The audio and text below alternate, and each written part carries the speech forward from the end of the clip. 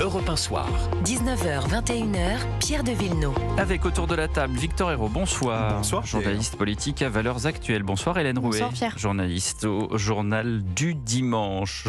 On va parler de l'insécurité à Marseille, puisque la société Orange a déménagé une partie de ses salariés. Les autres vont devoir se protéger. Écoutez, Nadège Poète, elle est salariée sur le site Orange. Également Bruno Bartosetti, secrétaire national chargé de la zone sud du syndicat Unité. Ils étaient tous les deux ce matin au micro de Christine Kelly sur Europe 1.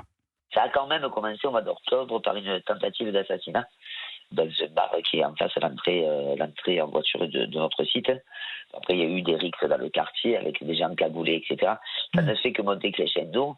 On a eu des salles qui ont été perforées par des tirs de très très gros calibre. C'est un échec total. Vous imaginez, aujourd'hui en France, on dit que des salariés d'une entreprise privée doivent travailler avec un gilet pare-balles. Vous avez deux schémas de violence. Vous avez la violence sous forme de narcotrafic, et puis vous avez aussi toute cette contrebande de cigarettes, des rixes, ce sentiment d'insécurité qui s'ajoute à l'insécurité.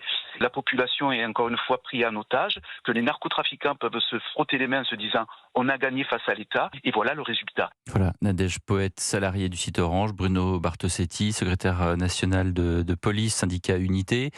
Là, c'est totalement extraterrestre, j'allais dire, c'est-à-dire qu'on se couche devant la drogue, on se couche devant le narcotrafic, on se couche devant... mais en même temps, on n'est pas en train de blâmer Orange. Hein. Non. Mais on est complètement... Bien sûr, ils protègent protéger leurs salariés parce qu'on n'arrive plus à rien faire. C'est-à-dire que le film Bac Nord, qui est resté dans l'inconscient collectif pour ceux qui l'ont vu, était une fiction. Bon, là, c'est l'illustration de ce qui se passe vraiment à Marseille aujourd'hui en 2026, Hélène Rouet. Sauf que oui, dans Bac Nord, effectivement, on voyait les forces de l'ordre qui affrontaient les narcotrafiquants. Maintenant, évidemment, les narcotrafiquants s'invitent dans la vie des civils, dans la vie des Marseillais, qui sont obligés, encore une fois, maintenant, ce sont les Français qui sont obligés de s'adapter au narcotrafic. Et ce n'est pas l'État qui, effectivement, entrave le narcotrafic. Mais vous savez, c'est pas grave, parce que la semaine dernière, le maire sortant socialiste Benoît Payan nous a dit d'arrêter de faire du Marseille bashing. Donc tout va bien à Marseille, il n'y a pas de problème, ne vous inquiétez pas, Orange va fermer et Benoît Payan s'en moque. Je suis en train de faire du Marseille bashing là, en donnant la parole à Nadège Poète et à Bruno Bartosetti. Vous faites du Marseille bashing et vous êtes en train de dire qu'il y a l'insécurité à Marseille alors que ça se passe assez bien là-bas. Voilà, vous faites du Marseille bashing. Merci. Tout va très bien, Madame la Marquise. Monsieur le Marquis, vous disiez, oui, Monsieur le Marquis, pardon, je ne voudrais pas vous mégenrer, Pierre. Vous parliez de Bac Nord. Laurent Nunez, que j'avais eu la chance de pouvoir interviewer il y a quelques temps, disait que Bac Nord, c'était pas une fiction du tout, qu'en réalité, c'était très réaliste. Et lui a pu, par ses fonctions, le voir de très près.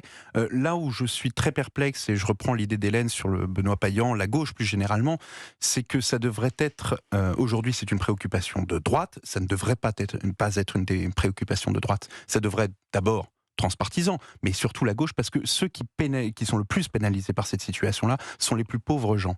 Ce sont ceux qui n'ont pas les moyens d'aller habiter des quartiers plus sécurisés, ce sont ceux qui n'ont pas les moyens de mettre de la sécurité privée, des portes blindées, ou que sais-je, dans leur domicile, ce sont ceux qui n'ont pas la chance de pouvoir avoir les moyens de déménager, de partir ailleurs, de rejoindre des quartiers plus tranquilles. Donc ce sont ces gens-là qui sont affectés en premier.